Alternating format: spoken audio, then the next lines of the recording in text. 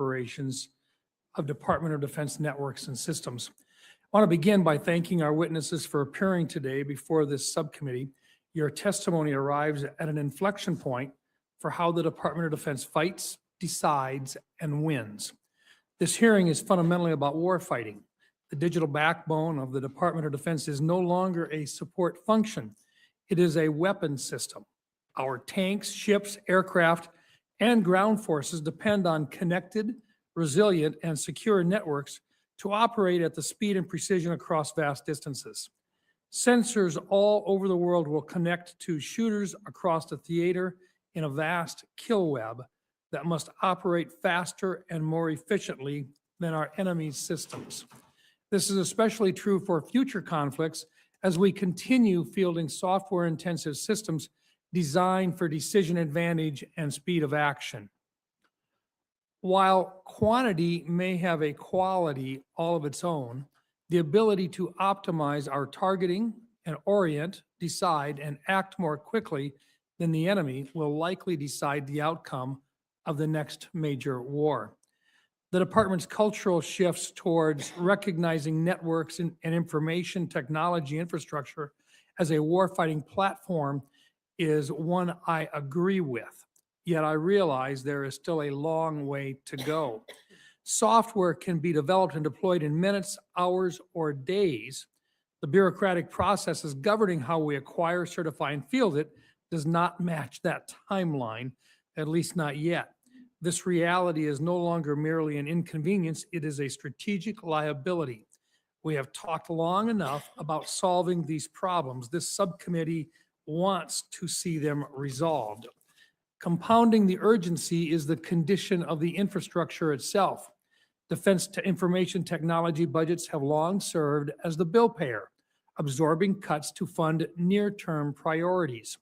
The result is a technical debt problem of historic proportions in both hardware and software.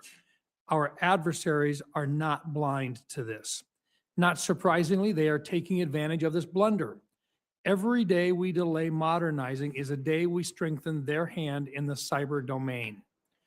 As we modernize, speed without security is not an improvement. We must be disciplined about not punting today's problems to the future. That means patching what we have while building with foundational security baked in. This cannot be a government-only endeavor. The private sector can move with speed and provide capabilities the department cannot match. But partnership only works when our processes and requirements are transparent and consistent. We owe our industry partners clarity, and we owe our warfighters results. We must ask what kind of compute capacity, network resiliency, and data infrastructure our warfighters require. Not just today, but as artificial intelligence is deployed at a scale across the force. If we cannot answer that question with specificity, we cannot build toward it. Today, this subcommittee looks forward to hearing from both of you on where the department stands in addressing these efforts. We want to understand how bureaucratic barriers are being dismantled and how our processes are being made more welcoming to industry partners. It is especially important for us to hear whether our networks have the capacity, resilience, and performance our military requires for modern warfare against a capable adversary. Thank you again, and now I would like to recognize the ranking member for her remarks. Senator Rosen. Well, thank you, Chairman Rounds. Ms. Davies, General Stanton, appreciate you being here. I want to welcome you. And Ms. Davies, congratulations on your recent confirmation and assumption of duties. And so, Ms. Davies, as you get settled into this position, we'd like to hear more about your priorities, get some of the ideas of where you're going to be placing emphasis on funding from FY26 appropriations and any reconciliation funding you may have received as well. And so without discussing specifics, it would also be helpful to know where we might see significant budget swings for programs so we're not surprised when the FY27 President's budget request is released. That request is already nearly 2 months late. It's not expected for a few more weeks, and that leaves little time in our NDAA process to delve into to the details, and it's critical for us to be able to do that. General Stanton, I want to welcome you back. Thank you for your years of service. I hope you will also share your thoughts on all of these topics as they relate to your role as Director for the Defense Information Systems Agency and Commander for the Department of Defense Cyber Defense Command. As the organization charged with running DoD networks, you have a unique operational perspective on how policy decisions from the department's CIO are translated, well, into action. But that also means that you have a slightly different view as to the resourcing and workforce needs. The implementation of technology for the warfighter is different maybe than the development, right? And the impact of technical debt on the ability of our department to modernize, you can speak to that in practical sense. So we also have a long list of long-term issues we want to make sure the department is addressing so they don't get lost in the immediate priorities of the day or the specific priorities of this administration. For example, implementation of the cybersecurity maturity model certification process, improving the authority to operate process for software to be placed on the DoD networks, and addressing the backlog of technical debt in our IT programs to make sure our networks are more modern, more resilient, and of course, more secure. These are just a few of the areas where I think we have common cause and desire to work together to improve the department for the long term. We want to work collaboratively, with you on these issues. However, the department has not been particularly timely or forthcoming on information. So for us to conduct our statutory obligation to oversee the Department of Defense requires us to have open and honest conversations. There's definitely a trust deficit right now, but I think it's fixable if the department can be more responsive to the requests of this committee and to our members. So I hope we can use this hearing, both open and closed, to help us get started on the right foot. And with that, I'm going to turn it back over to Chairman Rounds. Thank you. Thank you, Senator Rosen. Today, we're pleased to have our two panelists with us, Kirsten Davies, who is the Chief Information Officer of the Department of Defense, and Lieutenant General Paul Stanton, United States Army Director, Defense Information Systems Agency, Commander of the Department of Defense Cyber Defense Command. We welcome both of you here, and we look forward to your opening statements. Your written statements will be a part of the record, but we would welcome your opening statements. And with this, Ms. Davies, would you like to begin? Thank you. Good afternoon, Chairman, Ranking Member, Senator Reed. Thank you for the opportunity to speak with you today about the department's strategy to transform technology and cybersecurity into a decisive warfighting advantage. Our focus is to enable data supremacy and decision dominance on the contested battlefields of today and tomorrow at the speed and scale our warfighters deserve. In the latest initiative in Secretary Hegseth's drive for efficiency and effectiveness, we are undertaking a bold transformation of enterprise IT and the cybersecurity program, unifying these capabilities under the department's Chief Information Officer. Through this effort, we will eliminate inefficient spending, reduce technical debt, accelerate modernization, drive consistent and up-leveled cybersecurity, and unleash data and innovation from the core to the edge across our joint forces. Leveraging my oversight of DISA, the NSA Cybersecurity Directorate, and the department's Cyber Crime Center, we are working with the military services, joint staff, combatant commands, and defense agencies across 4 transformation pillars. I'll provide a few highlights here. Under Pillar 1, the enduring digital foundation, we're transforming our network infrastructure and communications transport, which extend from undersea cables to terrestrial fiber to advanced satellite capabilities, connecting everything from the home front to the tactical edge. This foundation supports every warfighting system and our global installations. We're driving continual modernization, expansion, and hardening, as well as broad 5G usage and data center modernization. We're evolving our cloud strategy in JWCC next, and we're also leading a proactive approach to spectrum management and advancing PNT efforts, ensuring ready and resilient capabilities that enable American warfighting dominance.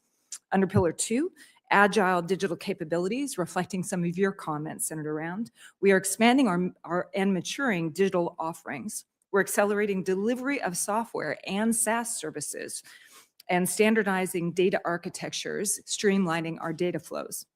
We're shifting from slow legacy software development to modern agile delivery, driving interoperability by design and delivering applications and analytics at the speed of relevance. We're driving extensive defense business systems work, whether modernizing or sunsetting those systems to enable clean audits and reduce wasteful spend. We're also deploying mission partner environment as persistent, secure environments where trusted partners can be rapidly integrated. Under Pillar 3, cybersecurity for the warfighting ecosystem, in alignment with President Trump's national security strategy and the national defense strategy, we're moving from checklist-driven compliance towards unified, holistic, risk-based approach. We will emphasize automation and dynamic and continuous monitoring. We will drive risk reduction rather than burdensome paperwork, focusing on anti-fragility and resilience through a holistic blend of streamlined processes, advanced technologies, and skilled people. We're refining the authority to operate process and accelerating our deployment of zero trust principles. We're also refining our risk management process and reigniting the DIB to align with the Secretary's Arsenal of Freedom initiatives. Finally, through Pillar 4, skills and partnerships, we recognize that people are our decisive edge. As part of our transformation, we're reviewing IT and cybersecurity roles to ensure clear responsibilities, accountability for outcomes, and a bias for action. We're leveraging your provisions in the fiscal year 2026 NDAA to enhance recruitment and retention of cyber professionals and expand competitive compensation. We will be launching an expanded top-tier certification program in partnership with industry and academia, which will offer upskilling and cross-skilling to our warfighters, from new recruits to seasoned service members. And because we do not fight alone, we're doubling down to influence the digital transformation efforts of our allies and partners, which will better enable all of coalition force readiness. As we advance this bold strategy, thank you for your continued interest in and support of IT and cybersecurity, and for the resources you provide to protect national security. The race for data superiority and decision dominance is won or lost every day. And this strategy is a key part of how we together ensure the technology race is won by the United States. Together, we will ensure the resilience, readiness, and lethality of America's warfighters across every domain. I look forward to your questions. Thank you, Ms. Davies. Lieutenant General Stanton. Chairman Rounds, Ranking Member Rosen, Senator Reed. Thank you for the privilege of appearing before you today to explain the fundamental shift we are making to ensure that our weapons system, the Department of War Information Network, provides our warfighters with decision advantage. I'm honored to represent the highly skilled and dedicated professionals of the Department of War Cyber Defense Command and the Defense Information Systems Agency that design, build, secure, operate, and defend our environment. We must deliver a secure, standardized, resilient, and efficient architecture that supports combatant commands. Combatant commands execute warfighting.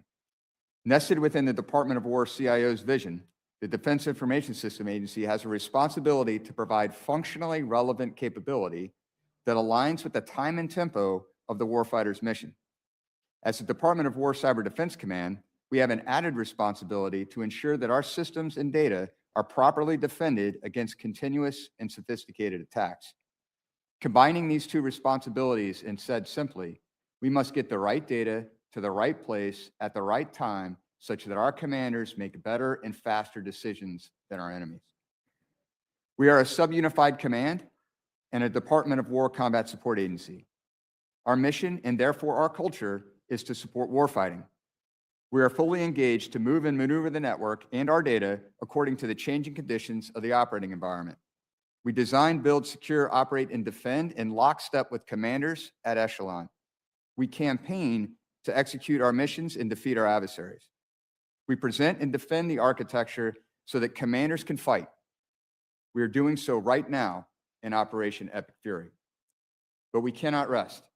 We must transform ourselves and the means by which we support to leverage the most modern and effective technology. We are in a perpetual state of continuous modernization. New solutions, artificial intelligence, commercial SATCOM, mobile data centers, they emerge at industry's pace. and we must integrate them into our architecture and missions at speed. Further, we must be prepared to fight alongside our partners, sharing data across warfighting functions within decision cycles. The coalition information environment, as recently prototyped during an exercise in the Indo-Pacific theater, is a cornerstone of our approach. We know that our adversaries, our enemies, are watching us and will certainly attempt to delay or degrade our decisions, and we will defeat them. We are developing solutions that are secure by design, incorporating perimeter defenses that defeat known attack vectors and employing zero trust to detect, bound, and defeat new and novel tradecraft. Our internet access point and our cloud-based internet isolation warfighting systems continuously adapt to new threats at our boundary. Our Thunderdome implementation of zero trust is proven, expanding rapidly as we transition defense agencies and field activities into DoDNet. We will use these tools and the associated data in an informed, productive, efficient, and speedy manner, automating our defenses and employing human tradecraft for advanced analysis. We prioritize our defenses on what matters. In order to preserve decision space for commanders, we must defend the critical systems upon which they are dependent. Our approach employs a mission thread defense that we nest and plan amongst commanders and their staffs for synchronization. We align our cyber defenses to how their systems employ and move data, ensuring that they have confidence in the data upon which they make their decisions. Our defenses and our strategic goals require optimization. We have to see ourselves holistically. We have made and continue to make significant progress in sensing, logging, aggregating, and analyzing our data accordingly. Our data analytics support cell is employing our common data analytics platform to continuously run queries and analytics that optimize performance and support defensive operations. CDAP feeds into U.S. Cybercom's joint cyber warfighting architecture for enrichment with classified intelligence in coordination with offensive cyber forces for speed and lethality. Key to our success is the innovation, talent, and motivation of our workforce. Readiness is a requirement. A trained and ready force has confidence to act with disciplined initiative. Demonstrated confidence leads to trust to make decisions at speed. When we combine our transformational architecture with a talented and trained workforce, we are postured to meet our requirements. This is an imperative. The effectiveness of the DOIN is inextricably linked to our missions and our nation's defense. With the continued support of the committee, we will preserve a decisive advantage. We look forward to your questions. Thank you. Thank you, General Stanton. Normally, we would begin with 5-minute rounds, and I would start. Senator Rosen, the ranking member, would be second, and then we'd move back and forth. But we also have the ranking member here, and if you would like to, no? Okay, regular order it is. Very, very good. Well, then I will begin. Ms. Davies and General Stanton, the ability of our warfighters to operate in a contested or a degraded environment is directly tied to how resilient and modern those networks are. Where does the department stand on network modernization, and are our warfighters confident they can operate if those networks are attacked or denied? Ms. Davies? Thank you, Senator Round, for that great question. I'll allow General Stanton to get into a few of the details, but as I reflected on Pillar 1 of our transformation strategy, this is active work that we are doing right now that DISA has been conducting for quite some time under General Stanton's leadership and previous leadership as well. This is a key area of focus for us. Our forces are globally located. Our joint forces are globally located. We are currently obviously in a mission right now with partner forces as well. And the resiliency and the efficacy of the traffic of our network is quite critical to that. It's a key focus area for us, Senator. General Stanton. Senator, thank you for the question. And with great support from Congress, we have an initiative that we reference as DISA security and resiliency, so the Defense Information System Network, where we focus on undersea cables, increased bandwidth for terrestrial fiber, multimodal satellite communications capabilities, what we refer to as an agnostic peering gateway that allows us to communicate over military SATCOM waveforms, but also via commercial SATCOM capabilities. As our forces move into theater, as they currently reside in theater, we have a primary, alternate, contingency, and emergency plans put into place. We're never single-threaded on any capability as we enter into the fight, such that if we suffer degradation, we have fallback capabilities. We're seeing that in spades currently, operating across terrestrial, space-based, and undersea capabilities. So recognizing that we're in an unclassed environment, we'll go into a classified environment when this meeting is done. Specifically, I think what you're indicating is there's a couple of different areas where we may have some challenging communications problems. You mentioned undersea cables. You mentioned space-based assets and so forth. Are those perhaps the most challenging that we're going to face that we can talk about in this environment today? Well, Senator, I think that it's the combination and the fact that as our warfighting formations are outfitted with capability, we never isolate down to a single mode of transport. We ensure that we have the ability to route terrestrially. We hit to peering points such that we can leverage undersea cables. We're never bounded by a single undersea cable. We always have a plan to route around or have an alternate path. And then the proliferation of space-based assets, specifically in the commercial world, is really game-changing technology to give us leap over capability if and when we do suffer a degradation. It's an interesting lead-in on it then for us to talk a little bit about the reason why we no longer talk about a kill chain. We talk about a kill web. And that is because we have multiple avenues to move from a spotting system back into where you actually have the ability to trigger a weapon. So multiple ways to get the communications from point A to point B, not simply one line. Fair way of looking at it? Precisely, yes, sir. Ms. Davies, many smaller defense industrial-based companies lack the internal security capability to defend themselves against a sophisticated state actor. What is the department doing to reach that tier of the industrial base? And is voluntary participation in government support programs getting us there? Senator Rounds, this is a key focus area for me as well. I think we have focused largely on confidentiality of data in the past.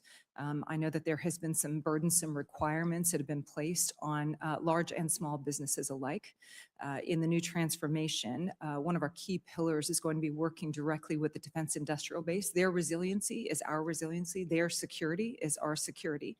But it needs to make sense. We've heard Secretary Hegseth talk about reducing the burdens to entrants, allowing entrants, new entrants for smaller companies as well. This is a key focus area for us, whether it's providing guidance, providing principles for them to follow, it's coming alongside them and partnering them, but it's also tailoring these requirements so that they are effective for the arsenal of freedom that we are driving. Thank you. My time has expired. Ranking Member Rosen. Oh, thank you. Chairman Rounds, I'm going to just say something and I'll ask for more details in the classified briefing. Just building on what Senator Rounds said, I want to hear a little bit about the lessons you learned from the recent military operations in Venezuela and Iran that relate to the DoD networks in terms of showing us a little bit of stress testing in the real world, right? We're in conflicts in both places and what we've learned about what we might be changing for future protracted conflicts, excuse me. So we'll save that one, just put that out there. So General Stanton, I want to talk a little bit about IT support during a war. So the Defense Information Systems Agency, you're a combat support agency for the Department of Defense. So I'm hoping that you can explain for all of us what that means practically. Given our current posture in the Middle East, what does your agency do during wartime that could be different than what it does during peacetime? If you would elaborate on that. Yes, ma'am, absolutely. Thank you for the question.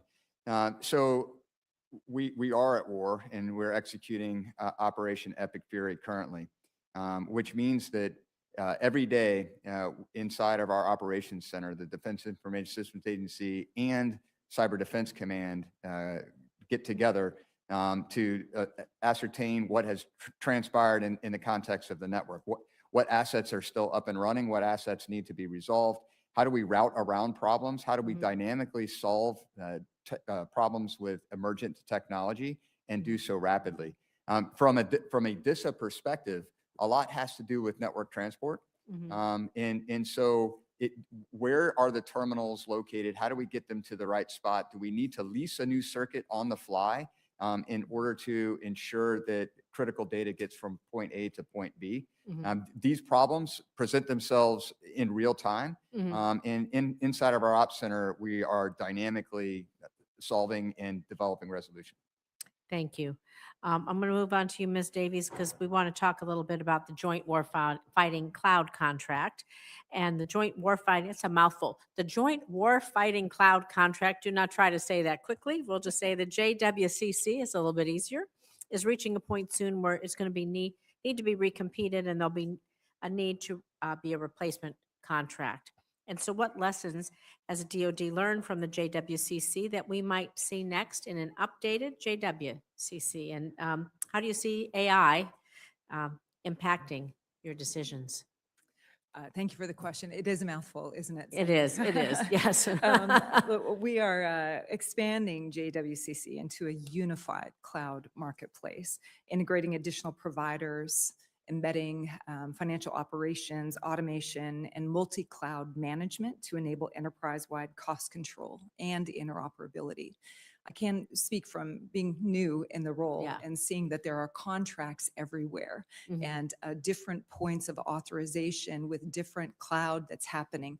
One of the key areas that we need to be looking at from a multi-prong approach is this the most efficient way to be driving cloud compute? It's not. We need to be continuing on in the JWCC next. Is it the best way to see the spend? It is not. So JWCC next is going to provide us that financial transparency that's there. And it's also going to provide General Stanton and his team the ability to do better defense across all this, because we're going to know where all of the cloud compute is. And that's key for us in asset identification and asset security. Thank you. And then I'm going to continue with you, Ms. Davies, because I want to talk about the Enterprise Chief Information Officer collaboration, right? So DoD, like you're saying, you're just a vast conglomeration of networks, clouds, operating cultures, systems, you name it. It's difficult to craft a one-size-fit-all policy, although you can set standards and you can at least lay out the templates for, you can map out where everything is. Essentially. But in my view, there are benefits to having each of the military departments and defense agencies having their own CIOs so that they can tailor technology and policies to the needs of the various organizations. So could you describe for us your relationship with your CIO counterparts in the military services and defense agencies? And are there any lessons, helpful or otherwise, you might have picked up in your time so far? Some great lessons indeed. I'm holding regular meetings with my military department counterparts as well as the DAFA counterparts. I'm learning where the operational efficiencies are, where the centers of excellence and expertise are, also where the gaps are. So I think there's varying levels of competencies, varying levels of operational cadence that are there. And one of the things that we will be getting after with this new strategy is to take a hold of that rising tides raise all ships to make sure that we're all pointing in the same direction and focused on operational excellence in cyber defense. I yield. Senator Reed. Well, thank you, Mr. Chairman, Madam Ranking Member. Thank the witnesses not only for being here today, but for your dedication to our warfighters. Thank you. Ms. Davis, I'm sure you're aware of the recent decision by the Secretary to designate Anthropic as a supply chain risk. Indeed, you yourself signed out a memo on March 6th directing the removal of Anthropic from DoD systems within 180 days. However, the committee still has not heard the rationale from the department about why the designation was made, nor received a full notification, which is required under law by Section 3252 of Title 10. And this notification requires a summary of the risk assessment and a summary of the basis for the determination, including what less intrusive measures were considered and why they were not reasonably available to reduce supply chain risk. We have not received that information yet. It is required under law. Uh, So first, are you aware of the actual reason in designating Anthropic a supply chain risk? Senator, thank you for the question. I was involved, as many of my counterparts were, in this collaborative decision-making process that followed the regulatory requirements. Well, why was it done? Sir, we're in active litigation right now, so I won't go into the deep details of it. We have reached out and offered a briefing for your offices into the depths of it. I will say that there are some, the filing in the California court is available. We have made that available, but it was only available to us this morning. So we did provide that over with the risk analysis that was a part of it.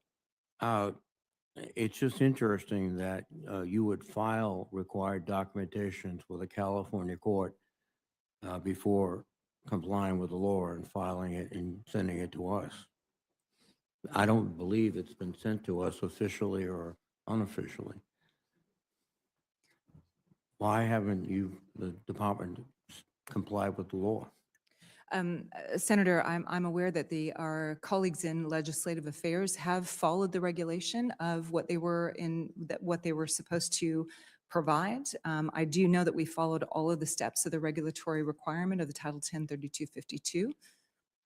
Well, I don't think we've received it. We have not received it. Just in checking with staff, I do not believe that we have received it at this time. Thank you, Mr. Chairman. But as you pointed out, a California court has received it because of the litigation. Let me just, one additional question is, are you aware of any estimates that were made as to the potential cost impact on DoD users for removing and replacing Anthropic from DoD systems, or the cost to replace Anthropic with another large language model? Senator, I'm aware of the risk analysis that was conducted as a part of that. And I'm aware that we have also constructed our data architectures to be able to be interoperable with a variety of different AI capabilities.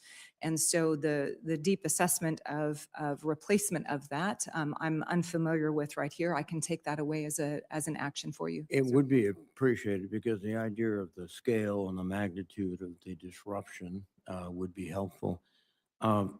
Further, it's my understanding that Anthropic's Claude system is being used today in Iran in our military operations. Is that true?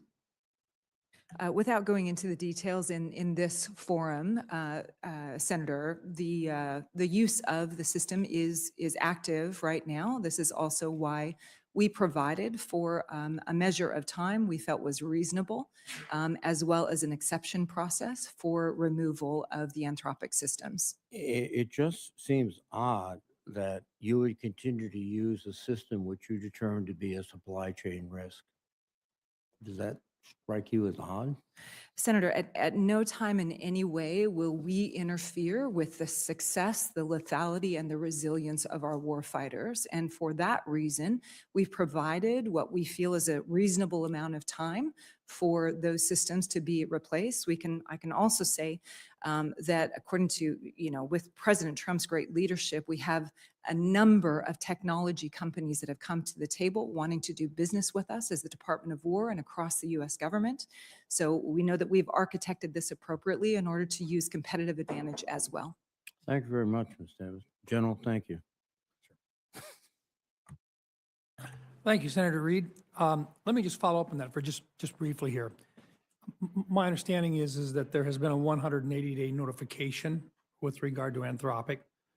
I presume, and you can correct me if I'm wrong, but I presume that there is additional time frame here in which there is the possibility of additional negotiations that can occur during that time period, recognizing just what a significant change this would be to the department with the reliance right now on the Anthropic product at this time. Fair enough to say?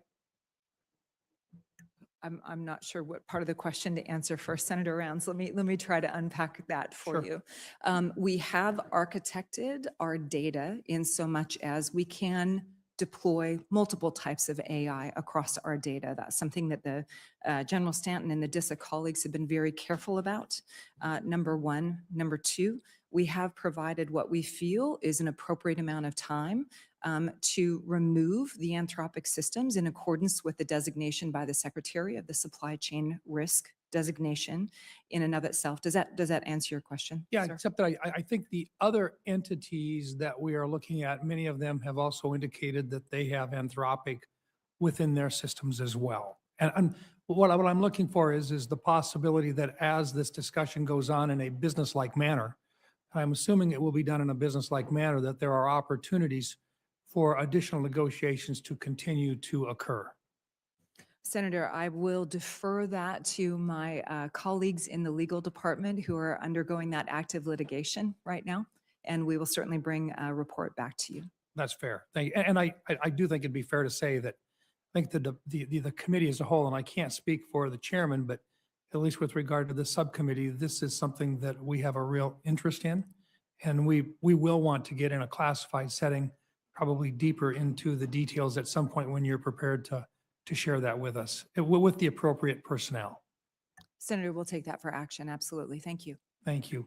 Let me go on a little bit here. I'm just curious, General Stanton, one item that we've talked about is deterrence. And as we will use our offensive capabilities, one of the reasons why you use offensive capabilities is to deter future attacks and to let people know that we know who they are, we know where they are, and we do have access to some very exquisite capabilities to stop them from actually using kinetic activities or kinetic systems. Can you talk a little bit in this open session, just so that the American public will understand just kind of some of the things that we have the ability to do now that we've actually utilized some of them and the bad guys know that what we can do? Can you talk just briefly about that, just to share with the American public what their taxpayer dollars are buying?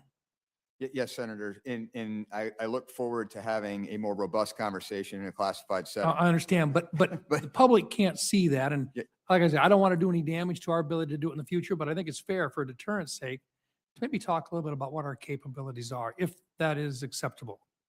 Yes, Senator. So I think I would address it in two principal ways. The first is there's a deterrent effect associated with cost imposition. If you make it really hard for the enemy to attempt to achieve the effects that the enemy intends, then it is a cost imposition. The enemy has to spend more money, more time, develop more resources, and apply it in ways that the enemy may not have been prepared. That's a cost imposition. In addition, we have offensive cyber capabilities.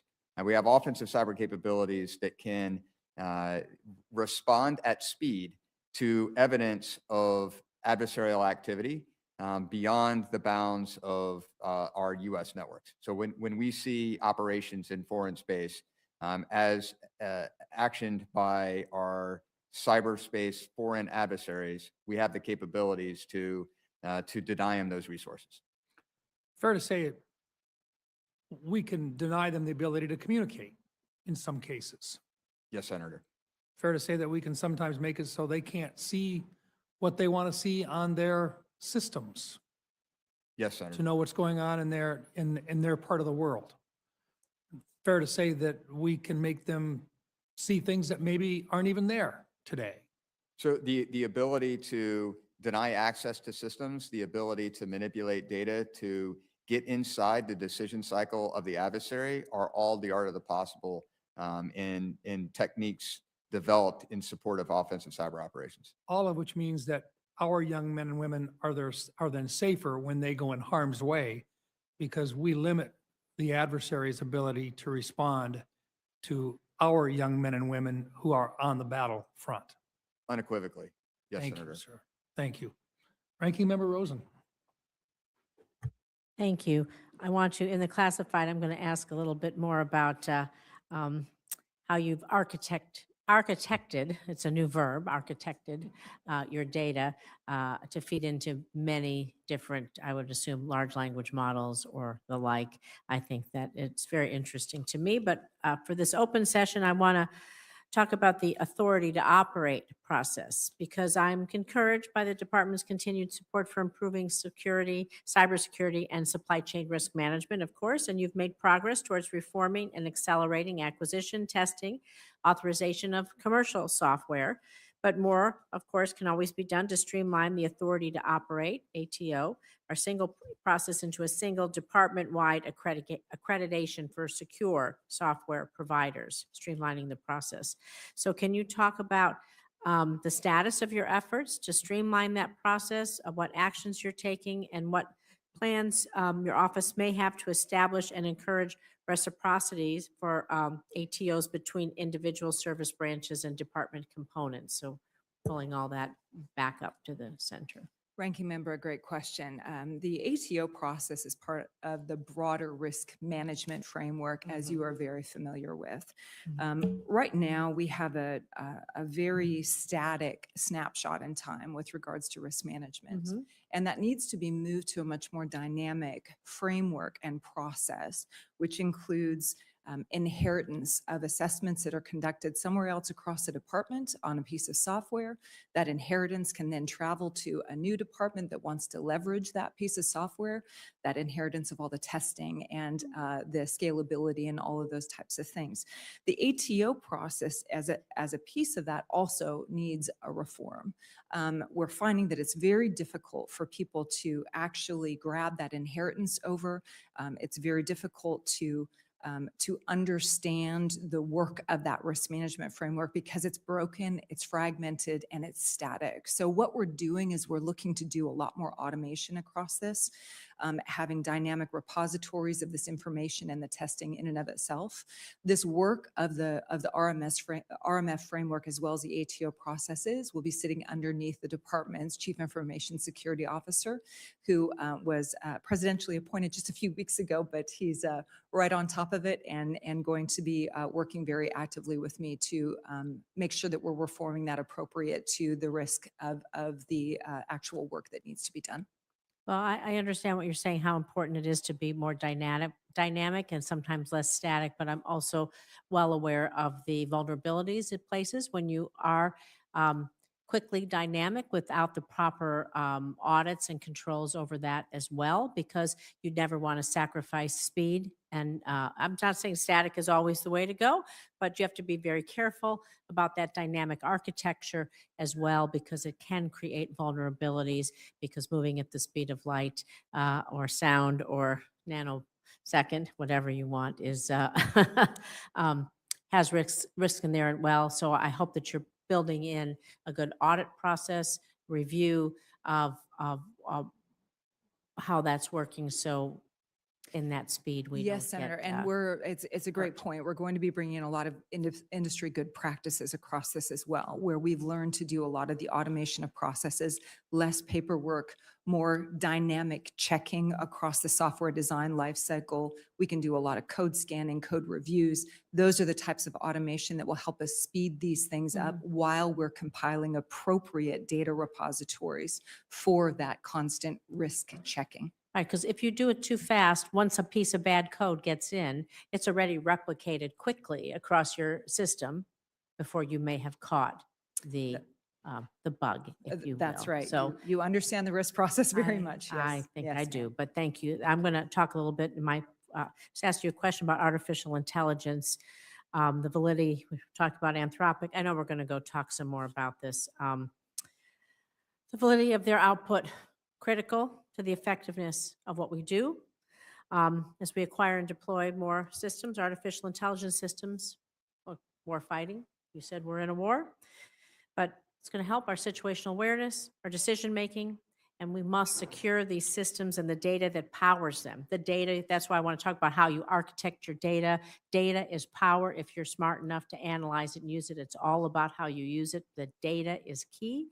And so it's important and critical to maintain the trustworthiness, the integrity of all of that, avoid any corruption, malicious manipulation.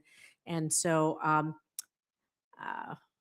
how are you kind of, as much as you can say here, what are you doing to ensure that you're leveraging existing commercial solutions without making us vulnerable?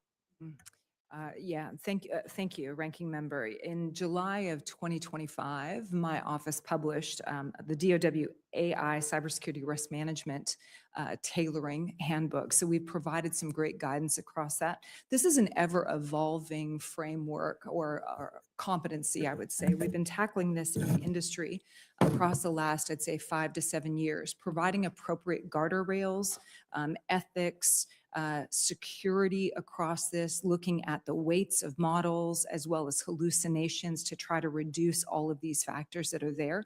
We're going to be continually evaluating this as we go through.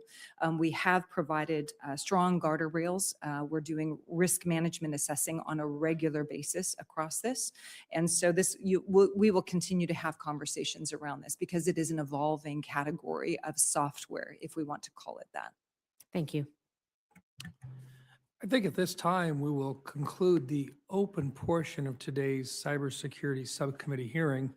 As all of you know, we'll be reconvening here in a few minutes. We've got a vote at 3:15 that's scheduled, matter of fact, 3 of them, but it'll give us an opportunity to go make our first vote. We'd like to reconvene at 3:30 down in 217 in the SCIF for a classified portion of this. And then for the information of members who will not be joining us for the closed briefing, questions for the record will be due to the committee within 2 business days of the conclusion of the hearing. And with that, I want to thank you for this open session. We look forward to visiting with you again very shortly, beginning at 3:30 in the closed session in the SCIF. And with that, this subcommittee meeting is adjourned.